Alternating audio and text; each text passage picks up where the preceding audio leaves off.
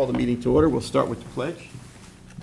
Pledge allegiance to the flag of the United States of America, and to the republic for which it stands, one nation, under God, indivisible, with liberty and justice for all.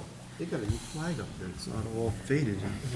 Well, good morning, everybody, and folks on Zoom. Welcome to our special meeting here of the Town Trustees, Friday, October 17th, 2025.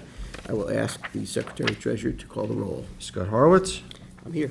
Ed Warner, You're here. here. Chip Marin, Here. Joe McLaughlin, Here. Matt Parsons. We Present. are all here, Mr. President. All right, all right. So just for informational purposes, our next regular scheduled meeting will be on Monday, October 20th, 2025, our work session, 10:30 a.m., with our regular meeting at 1 p.m. on the same day. So we're here for a public hearing. It's a notice of public hearing on our trustee budget for 2026. I would like to make a motion to open a public hearing. Second. Seconded by Warner. All in favor? Aye. Aye. Okay, and I see we have Mr. Olivo, James Olivo, our esteemed financial comptroller here. He's done a fabulous job. I would like to give him the floor at this point. Thank you. This morning's subject is the budget that's going to go into place on January 1. It is a public hearing. It's intended for questions, comments from the public that this board should consider before adopting such a budget. Under the laws of New York State, which was enacted in July 2022, the trustees were empowered to adopt and submit an annual budget, which includes a levy of taxes. Last year was our first tax levy under that law. And that law states that after a public hearing, the trustees have to prepare and adopt an annual budget pursuant to Town Law Section 181 and Town Law Section 107. And the budget controls of Town Law Section 181A and the audit controls of Section 181B also apply to this. Town budget officer, in this case the controller, will affix this budget to the town budget pursuant to Town Law Section 109. And the enabling legislation for this board states that the town budget officer and town board has no authority to change the budget presented by the trustees once this board has passed that budget following the public hearing. Today's hearing is to obtain input on the budget, which begins next year. And once this hearing is closed, the trustees can adopt this budget today, or you have some time before you have to adopt this budget. It establishes a tax levy based on the estimate of revenues, where the itemized revenue sources support the expected expenditures. That's what's referred to as a balanced budget, where the revenues provided equals the expenses that you are planning to have, effectively no tap on fund balance. The levy will be $2,034,071, which is an increase of $60,158. We proposed this to the town, and the town came back and said that that is compliant with all enabling legislation, including the 2% limit. As far as the budget information is concerned, we anticipate departmental generated revenues for 2025, the current year, is going to provide $51,938 over our current budget. The majority of the excess revenue is generated through the investment of accumulated fund balance. We had budgeted $23,000 for this line, and we ended up bringing in $111,000 or so. So we did very well on our interest and earnings. We also have an expected revenue for next year of $1,134,500, an increase of $72,000. We've incorporated the increase in the interest and earnings and raised that budget in order to provide for that. In 2025, our expenses are going to provide $88,956 in savings. Spending plan for 2026 in the trustees fund is $3,171,071, and that will also be the revenue that will be coming in. Our staffing levels are the same as 2025. As you recall, we operated this year with an adjustment to our part-time schedule. We are continuing that through the new year. And that part-time schedule provided employees earlier start on the piping plover program and the environmental programs. It's effectively where the change is. In this budget, we are facing significant cost increases from the cost of benefits for employees. The town is anticipating a 10% increase in New York State retirement. They're anticipating a 6% increase across the board on health insurance. And our workers' compensation portion is expected to go up 10%.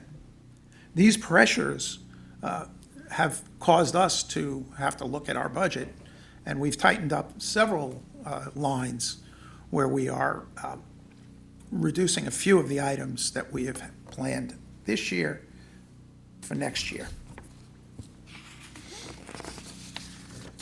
Needs to note that the trustees do not have authority to issue bonds on their own.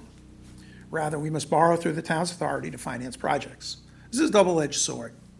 You could have the right to borrow money on your own.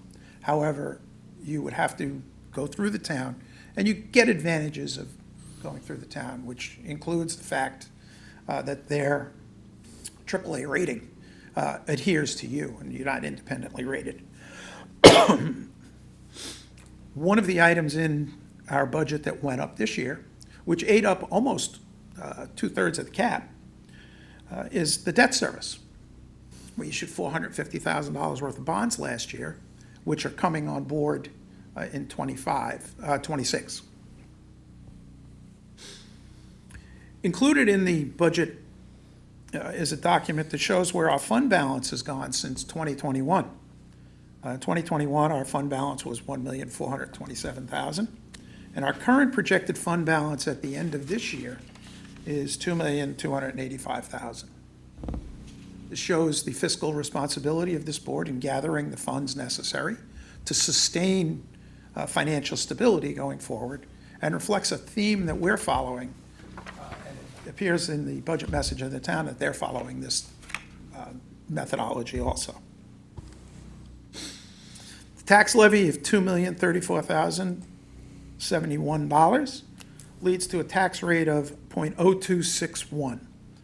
When you apply that tax rate to the $1 million assessed value home, it's a $261 rate paid by the home, which is $6 more than what the rate applied to the home last year would be. So the average home is paying $6 more per year for the services of this board. At the conclusion of the public hearing, I would recommend adopting this modified budget for fiscal 2026. Board has any questions? I don't have any If not- questions, Jim, but I want to commend you. It's been a pleasure working with you. This was,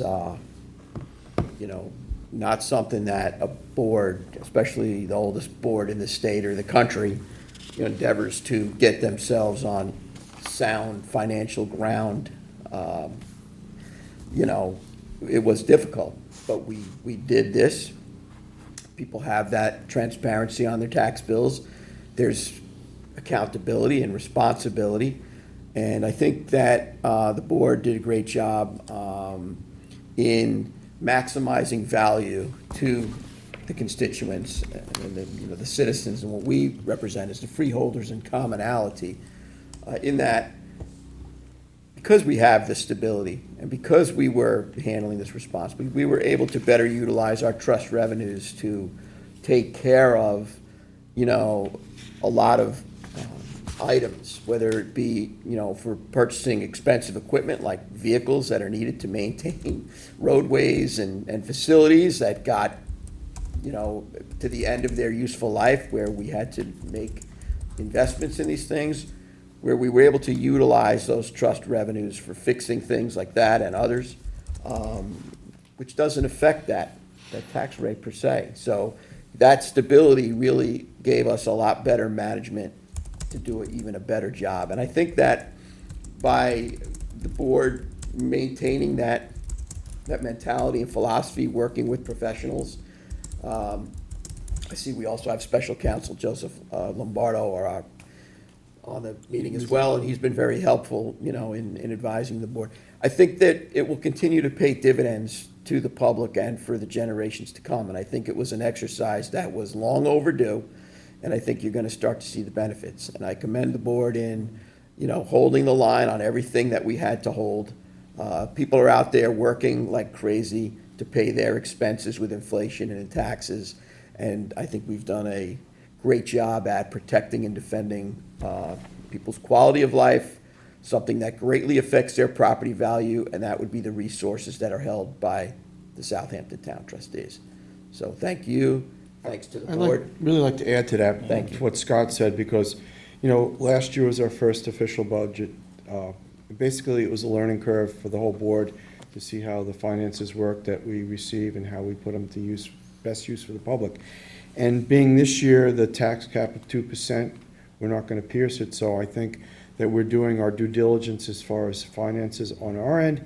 And, the town, whatever they have to do, we're away from them, so the public sees how we run our offices, how we run our business, and how efficient it is, and coming in under the 2%, not damaging the town in any way, because if we were together with them, where historically was, we could be alleged that we overspent and caused them to go over, but right now, we're on our own. It's very clear that we stayed within the 2%, and we're doing our job, and thank you very much, Jim, for a good job with us and working with our finances to show the public that we are very responsible in this part of it.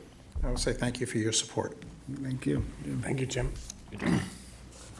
I mean, I, at this point in time, I really feel that, we spent a lot of time on this, and I would like to ask if anybody in the public here would like to comment on this at this point.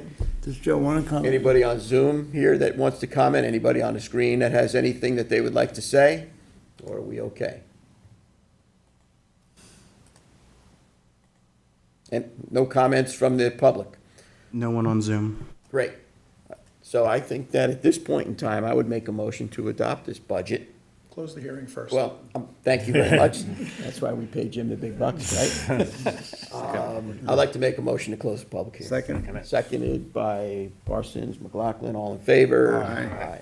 Okay, so the public hearing is closed. Is there anybody that would like to address the board for any other issue here? Speak now. Put your hands up. I don't see anybody that's interested in doing that, so I will close the public portion. Second? Seconded by trustee Warner, all in favor? Aye. And then I think that we can move right to our resolutions here.